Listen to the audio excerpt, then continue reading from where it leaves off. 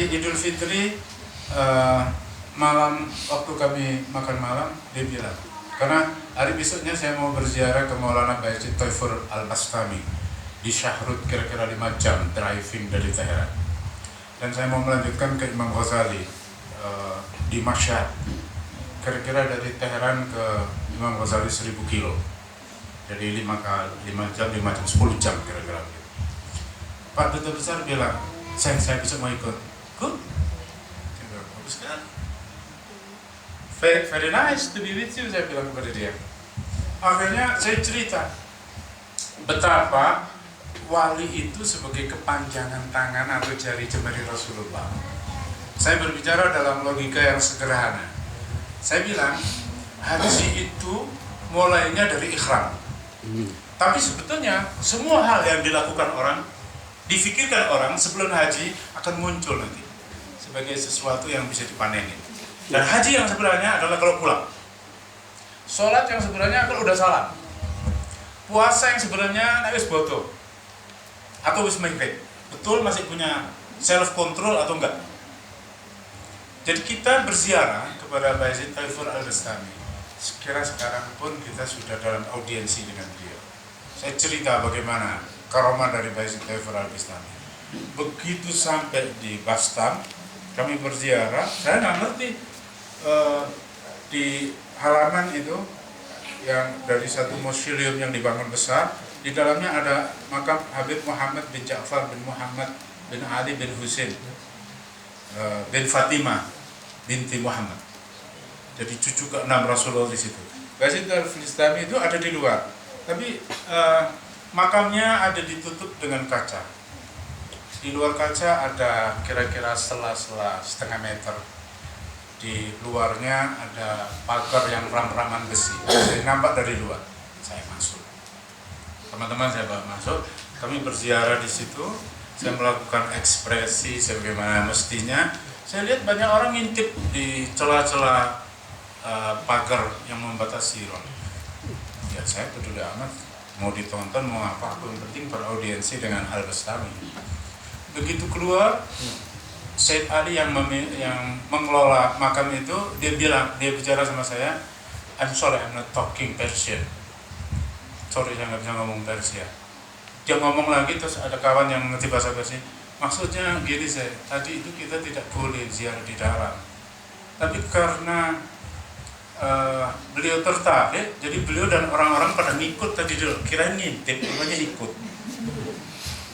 Dan karena itu beliau ingin mempersilahkan, ada pintu yang tertutup. Di sini dulu Bayezid Taifur Al-Bastami selalu melakukan khalwat. Kami ingin membuka kesempatan untuk kamu. Begitu dibuka, isinya sawang tok. Pengurat tahu teleponi. Saya, Pak, masukkan. Kami sholat di situ. Yang saya mau ceritakan, ini duta besar Indonesia di Iran begitu rupa nangis, nggak keru-keruan dia. Dia menemukan diri. Rasain aku pikir. Begitu rupa akhirnya di tempat-tempat perziarahan itu beliau menyaksikan sendiri apa yang saya bilang tadi, hubungan kita secara mental, psikologis dan spiritual dengan Rasulullah itu nyambung. Jangankan Rasulullah, wali aja begini juga nyambung. Sebab itu ketika saya mau pulang dibilang, tolong saya jangan dilepaskan. Maksudnya apa? Saya jangan ditinggalkan. Saya akan meninggalkan Bapak, saya mau pulang ke Jakarta. Tidak, maksudnya kasih saya mainan. Really? Ya. Kapan pulang ke Indonesia? Tanggal 17 Oktober saya pulang. Bikin maulid di rumah Anda. Boleh nggak saya share? Banyak kawan-kawan saya yang serupa dengan saya. Saya sangat awam, tapi begitu rupa bisa menikmati. Bagaimana kalau saya bertemu? Bagus sekali. Enak banget dia bawa kawan-kawan. Jadi rupanya perjalanan saya kemarin itu saya dahului dengan pergi umrah terlebih dahulu. Jadi sebelum saya ke Teheran, saya pergi umrah. Tapi karena saya ngerti untuk mengetuk pintu Rasulullah, maksud saya umrah dan haji yang pas adalah kalau kita berniat ziarah Rasul. Kalau kita berniat ziarah Rasul, Rasulullah would hosting us, kan jadi tuan rumah buat kita. Jadi segala sesuatu beliau yang akan nguruskan. Al-Hajj syafar masyaqah. Al-Hajj difficult journey. Haji itu perjalanan yang sulit. Bahasa nggak ngerti, iklim juga nggak cocok, makanan nggak sesuai. Peluang untuk keluh kesah lebih banyak daripada untuk bisa bersyukur ataupun tawajuh kepada Allah. Itu haji.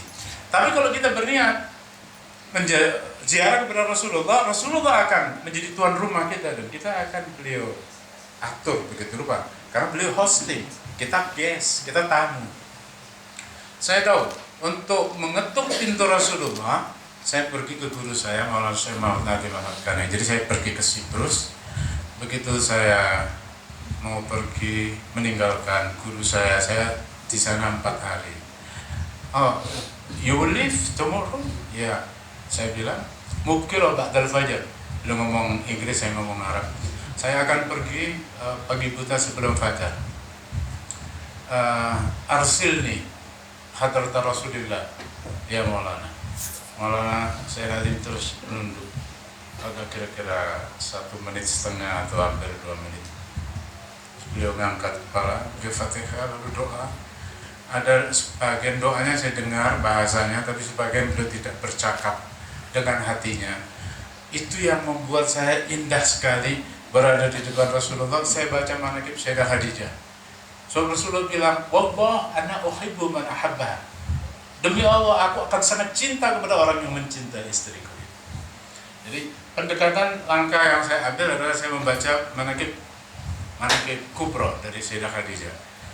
Indahnya luar biasa, dan ini yang kemudian mengantarkan saya sampai ke Hira. Dan ternyata bisa ada pembuka untuk hal-hal yang antara lain saya ilustrasikan sebagai salah satu penyebutan aja.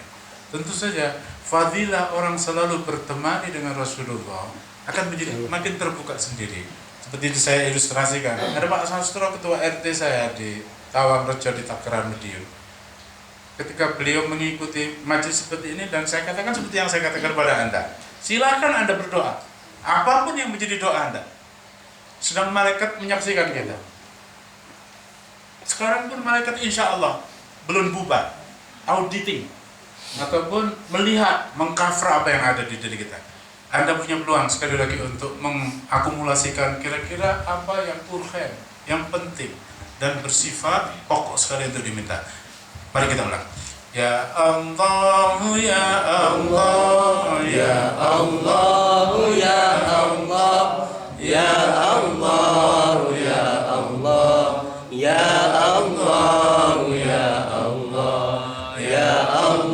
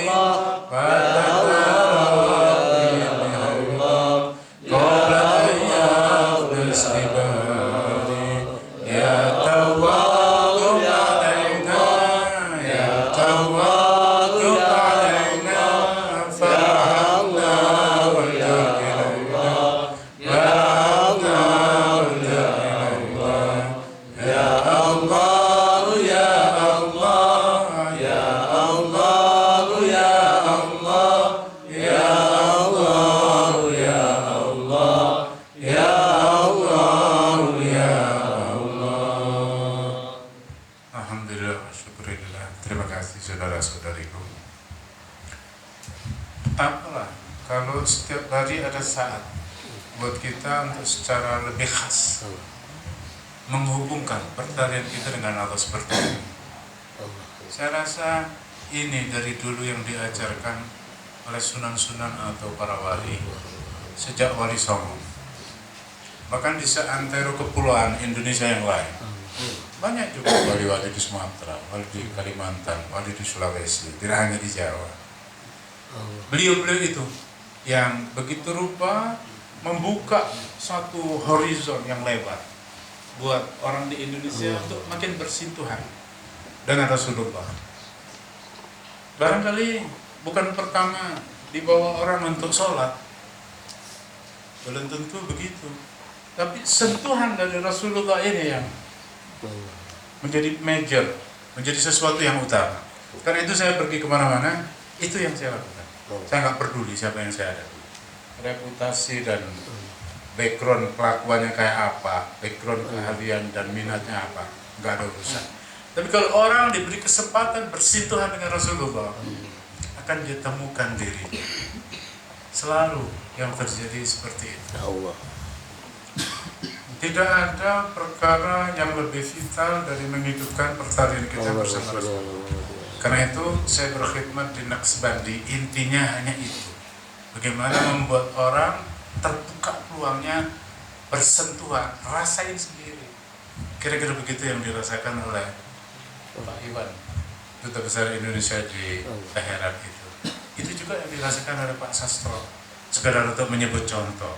Hal-hal yang seperti itu yang menyebabkan akhirnya secara signifikan saya menjalani perjalanan saya ke seantero kepulauan di Indonesia ini atau di luar negeri untuk menikmati betapa orang merasa beruntung ketika dia diberi kesempatan untuk bersentuhan dengan Rasulullah. Tidak hanya rukun dan syarat. Saya tidak ingin menyebut nama. Ada seorang tukang pijit di sini, di Jogja ini. Saya lihat seorang ibu-ibu. Saya lihat dia tidak sholat. Tapi getar di hati dia kayaknya hidup. Setiap dia mau keluar rumah dia berhenti. Duh Gusti, kula nyuwun diparingi kegiatan, kula niki mboten entos napa-napa. Tapi jenengan ngersake kula nulungi tiyang. Nek mboten panjenengan tulungi napa waget kula. Ternyata pembicaraan orang seperti ini begitu rupa didengar dan direspon oleh Allah. Apalagi kalau dia sholat. Saya tidak sedang meremehkan arti sholat. Barangkali 2 tahun yang lalu saya kebetulan ada di Tokyo berhadapan dengan kira segini orang. Kebanyakan orang Indonesia, tapi ada orang Bangladesh, ada orang Mesir, ada orang Sudan. Tiba-tiba datang seorang cewek Jepang. Dia muncul di pintu. Excuse me, can I take a part in this association? Yeah, you are welcome. Have a seat. Saya bilang, close to me. Silakan kalau mau ikut. Silakan duduk. Sini lebih dekat. Saya tanya dia, what is your name? My name Namie. What that mean? Kata dia, nama saya Namie. Bahasa Jepang kan. Apa itu artinya? The big wave, that tsunami. Ombak gede jadinya tsunami. The small one Namie. Oh, so you have very romantic name. Thank you, kata dia. Saya lalu guyon sama dia. Umumnya orang yang datang belakangan biasanya membawa oleh-oleh untuk orang yang datang lebih dulu. Seperti ada Pak Haji tadi, ada bawa oleh-oleh nggak? Ngumpet. Jadi apa oleh-oleh kamu? Saya bilang gitu. Dia cengar-cengir. Dia ngerti bahwa saya tidak minta bingkisan yang dijinjing tangan. Terus dia bilang gini, kami orang Jepang adalah orang-orang yang selalu berpikir untuk memajukan kehidupan kami. Hari ini harus lebih baik dari kemarin. Oh, great, saya bilang. That's so Islamic, saya bilang. Asik benar yang kamu ngomong begitu Islami. Islam itu artinya sikap untuk membuat hari ini lebih baik dari hari kemarin. Besok lebih baik lagi. Oh, I know now, kata dia. Terus saya bilang gini, I'm sorry, the time just coming up. Sorry ya, waktu sudah merangsek ini. We have to perform our asar praying. Saya bilang, would you like to take our? Yeah, I will, kata dia. Oh, I'm sorry. Are you Shinto? No. Are you Christian? No. I'm atheist at all. Tapi dia bilang dia mau ikut. Saya bilang kepada cewek-cewek Indonesia, ada mukena nggak untuk dia? Ada Pak, kita kerjain dia. Nggak ada orang bisa ngasih petunjuk sama orang. Yang bisa ngasih petunjuk itu cuma Allah, dan itu kalau melalui berkah Rasul. Jadi kita pulangkan kepada Allah dan Rasul. Okay? Ya, beres. Nami, whatever we do along our praying, standing, bowing, or prostrating, just to appreciate your creation. Oke? Oke, I will, kata dia. Akhirnya kami sholat asar, sholat qobliyah dulu, lalu baca Al-Ikhlas 3 kali, lalu idah Fatihah, lalu sholat asar, lalu wirid-wirid. Udah selesai, saya panggil dia, come Nami. Saya tanya, what did you feel along our invocation and our prayer? Apa yang kamu rasa selama kita sholat dan berdoa tadi? Oh my God, I don't know how to describe, kata dia. Something happening here. Ada sesuatu di sini saya yang bergalau. And here, dan di sini katanya. That is your original being. Itu fitrah kamu. Ini seperti ketika dulu dicipta. Itu yang kamu temukan. I know now what Islam is. You said. Aku tuh ngomong lebih lanjut, dia sudah bilang, I know now what Islam is. You said. So what do you think? Well, I'm going to be like you. What does it mean? I'm going to pay my witness. Allahu Akbar. Akhirnya dia syahadat. Jadi ada orang sholat dulu baru syahadat. Walik loh. Kalau kita ajukan kepada Allah dan Rasul, saya keroyokan sama orang-orang Indonesia yang ada di situ. Kita kerjain dia. Gak ada manusia yang bisa beri petunjuk pada orang lain. Memberi petunjuk itu Allah. Makanya kalau kita bikin maulid seperti ini, lakukan apapun yang ada rasa perlu sebagai keberuntungan dan kebaikan. Enggak. Begitu kita mengalami apa yang kita alami karena maulid ini kayak gitu workshop atau bengkel, supaya ketika kita tahiyat kita bilang assalamualaikum ayyuhan nabi warahmatullahi wabarakatuh. Salah satu ayat yang spesifik dari Simtud Duror ini menjelang doa penutup, Wafi hadal maqam. Di posisi ini sebaiknya aku berhenti dari bercerita, kata Imam Ali Al-Habsyi, kata Habib Ali Al-Habsyi. Lebih baik kita bersalam kepada Rasulullah. Di sini nilai workshop atau nilai latihan dan nilai bengkelnya. Saya kira kalau hal yang kreatif saya lihat di sini, saya begitu masuk sini tadi saya lihat, semua sudut kok menarik nih. Saya bilang kepada teman-teman di Jepang, saya khawatir Allah sayang dengan orang Jepang. Tidak ada satu sudut pun bumi di Jepang yang tidak diurus dengan sip. Nggak ada yang terbengkelai. Saya khawatir Allah suka dengan kesyukuran yang seperti itu. Kok bukan orang Islam yang melakukan seperti itu? Jadi kalau saya masuk ke sini dan saya lihat, kalau di tempat Sogan ini dibuat sentuhan-sentuhan kreatif dan dengan melibatkan Rasulullah. Saudara-saudariku, aku punya cerita. Boleh saya sebut? Boleh saya sebut lagi? Saya punya seorang kawan, namanya Kiai Maskin. Sekarang umurnya 44 tahun. Dia sudah puasa 28 tahun setiap hari kecuali yang haram. Umur 44 dikurang 28, jadi usia 16 dia mulai puasa. Dia orang Nganjuk, pindah ke Caruban, Medion, di satu kampung yang sudah jadi Katolik semua. Karena ada orang di situ yang kerja di Jakarta. Bosnya orang Katolik, murah hati, suka ngirim berkardus super mie, suka ngasih pedek. Kata Kemas kene kula niki melas ten kaulane Gusti ten mriki. Mosok gara-gara supermie, gara-gara pedet mon gantos presnelan. Mboten mungkin Gusti Allah mboten welas kali kula. Ini cerita dia. Jadi dia datang ke situ membangun langgar yang doyong. Anak-anak kecil nimpuki juga. Diincang, "Ana apa lo?" Moro-moro marah. Menyapa dengan suara lembut. Jadi Pak Kemas Ken ini dia selalu puasa. Hatinya selalu tawajuh kepada Allah, kesadarannya selalu terkait dengan Rasulullah. Dengan itu, dia tidak pernah pidato. Dia cuma lulusan MTS. Jadi sekolahannya sangat sederhana. Ada orang datang ke beliau. Orang Sunda itu banyak yang datang pergi ke Jawa Tengah atau Jawa Timur, orang Ciamis maksud saya. Mereka bikin pabrik kerupuk di setiap daerah-daerah, bikin pabrik kerupuk ditebarkan ke situ.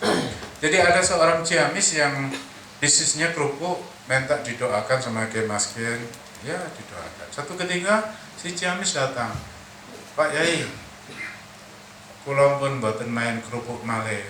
Lho kenapa? Rugi kok. Boten. Bisnis kula saya ini. Lah kok leren? Paman kula sedo ten Ciamis. Beliau yang mengurus madrasah di kampung kami. Semua kami pergi ke luar daerah, paman saya yang mengurus madrasah. Itu anak-anak kami. Gak ada yang ganti, jadi saya yang harus ganti. Oh ya apik, kata Kiai Maskin. Dan ini kula badhe ngatur ke pabrik kerupuk kula bareng ke jenengan. Aku gak iso, kata Kiai Maskin. Kenapa? Lari Pak santri ngriki kula ajari. Damel kerupuk lah mungkin yang pun dados titip kita warung-warung sekitar. Boleh juga ya. Kata Kiai Maskin. Akhirnya anak-anak dilatih bikin kerupuk. Akhirnya sampai dititip ke warung-warung di sekitar situ. Lalu Pak Kiai datang ke anak-anak yang lagi bikin kerupuk. Santri, nggih Yai. Gawe kerupuk niate apa? Nopo nggih? Ditakoni jawab Pak, ditakoni malah tekon. Anak ketawa aja. Gak tahu mau jawab apa. Ada seorang yang nyeletuk, kersane laris. Ojo ngurusi laris. Laris urusan Gusti Allah. Laris urusan Gusti Allah. Nek laris urusan Gusti Allah, lajeng urusan kita ini kenapa ya? Mak niatinya nih. Ya Allah Gusti, sinten nedha kerupuk kula niki nyuwun diparingi pikiranan mana yang dados becik. Ini yang saya lihat luar biasa. Lulusan MTS otaknya bisa kayak gitu. Jadi kerupuk yang dibikin anak-anak itu dikasih racun doa. Sinten mawon sing nedha kerupuk kula nyuwun dibikak pikiran manahe dados becik. Dengan itu orang kampung diislamkan. Saya pikir bagaimana kalau menggambar sogan di sini sambil memandang Rasulullah. Ya Allah Gusti, Duh Kanjeng Nabi nyuwun diparingi berkah. Ingkang badhe ngagem jalit niki supados keparingan primpen kaonan muncul fitrahipun karek muni muncul. That's very possible. Jadi saya membuat analogi, iki nek setiap pojok dari tempatnya Iva ini dibikin menjadi seperti itu, wah, ini sesuatu yang besar sekali. Saya lihat ada seorang yang cuma main internet menawarkan tempat yang sederhana sekali, cuma dia kemas pakai internet gitu. Akhirnya tempat itu dikunjungi orang dari luar negeri dan mengambil keuntungan yang banyak. Saya kira kreativitas seperti ini tidak jauh analoginya dengan kreativitas dari Sunan Kalijogo, merubah gending wayang, merubah langenan ataupun gandang mitung, tapi di dalamnya diisi kira-kira seperti yang dibuat Kiai Maskin. Ini yang saya bikin. Saya sangat terpana dengan Kiai Maskin. Iki wong luar biasa. Sekolahnya cuma MTS gitu. Karena itu tahun 2000 ketika saya mau umroh bersama almarhumah istri saya, almarhumah ibu mertua saya umroh dengan 7 orang perempuan. Saya sendiri lakinya, saya jadi muhrimnya. Waktu saya mau berangkat, saya dipanggil sesam ke Amerika. Waduh, kacau ini. Saya otak-atik kalau opsi perjalanannya gini, dipanggil larang, gini larang. Akhirnya saya minta ke Maskin. Saya bilang, Gus, nek kula nyuwun ngambil saulan pripun? Wonten apa? Kula niki kedah umroh, pun cepat tanggale, tiketnya segala rupa. Kula ditimbali sesan ke Amerika. Jenengan kula silih kados muhrim keluarga kula. Nggih, Den. Akhirnya saya bikin paspor cepat, beliau berangkat dengan keluarga saya datang dari Amerika, kami ketemu di sana. Begitu sudah tawaf, lalu sa'i, sudah selesai sa'i, beliau duduk di telitisan. Saya bilang, kesel Gus ya. Kalau sahabat mikir kenapa? Subhanallah, regine ketaatan sak cuwil saking Ibu Hajar. Nek Nabi Ibrahim didhawuhi ken pinarak teng mriki, tempat yang tidak ada kehidupan, beliau Nabi, Rasul, ulul azmi nggih pantes. Ibu Hajar kan cuma ibu rumah tangga. Dua bayi orok, abang, beranang, ditinggal teng mriku, derek, patuh. Ternyata batas tungkai Nabi Ismail buka di Zamzam. Sebuah ketaatan kok berkait saat dunia sampai di kiamat. Itu saya kan ngomel dalam pikir saya, ngasem gitu ya, pikirannya jero banget. Saya kira orang lain belum tentu berpikir begitu. Itu loh orang itu, terserah lulusnya apa. Kalau hatinya selalu berzikir, berteman dengan Allah, kesadarannya terkait dengan Rasulullah, dibukai diri Gusti Allah. Iki wonten bagian-bagian sing diloncati, mau sing tuturol niki. Antara lain penyebutan mengenai Jabir bin Abdullah Al-Ansori. Jabir bin Abdullah Al-Ansori niku kula tingali ten directory sahabat Nabi, sahabat nomor ping 1000. Enggak, boro-boro al-asyara al-mubasysyara bil jannah. Nomor yang buncit. Tapi bagaimana dia bisa bertanya? Bi abi wa ummi ahbirni ya Rasulullah ayu sayin awwalu ma khalaqallahu qabla al-asya. Nek wong Arab sing ka orang sekolah ae ora pengetahuane. Demi bapak ibuku ya Rasulullah, tolong kula dikandani. Jane napa perkawis sing paling pertama dicipta dening Gusti Allah sak dereng Gusti Allah nyipta napa? Napa-napa. Dari mana Arab ini ngerti zaman gum lewang lemo? Itu kan abstraksi filosofis yang luar biasa tinggi. Rupine nggih ngoten. Tiyang niku nek demen kali Kanjeng Nabi, temen plek mek Kanjeng Nabi, berkah Kanjeng Nabi sing manjing ten mana, berkah Kanjeng Nabi sing manjing ten pikiran. Itu yang membuat Kiai Maskin begitu cemerlang. Itu yang membuat Jabir bin Abdullah Al-Ansori begitu cemerlang. Itu yang membuat Pak Sastro ngandel sampai sing tak kandhake. Ya Allah Gusti, kula kesel kali harusnya ini tolong Gusti. Lah kok ilang? Belum hilang, tidak ada apa-apa. Kemarin dia datang ke rumah begitu mendengar saya datang, matur nuwun. Dia panggil saya Abi, niru panggilan anak-anak saya. Matur nuwun. Kenapa? Ini aku lagi cara sakro pakai kanker dari gini. Alhamdulillah. Bertahun hernia itu dia hitam. Saya kira terserah Anda dan Allah serta Rasulullah sendiri akan melimpahkan keberuntungan. Bagaimana? Mugi-mugi pepanggihan kita dalu niki minangkane Idul halal bihalal, minangkane merayakan Idul Fitri, mugi-mugi fitrah kula panjenengan sedaya keparingan saged mulus mawi oleh sanggun maulid lan mangke dikathah-kathaken maulid ingkang kados niki. Al-Fatihah.